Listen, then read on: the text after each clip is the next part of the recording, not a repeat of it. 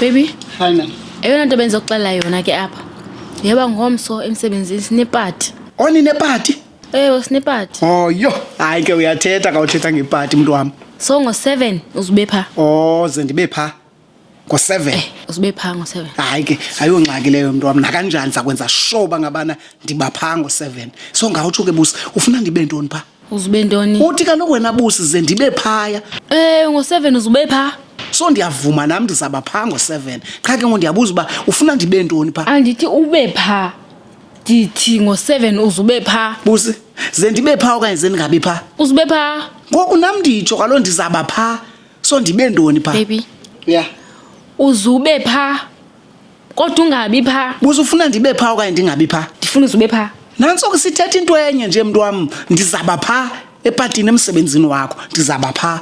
So ndizawuba ntoni pha? Andithi uzube pha. Ndithi uzuye pha.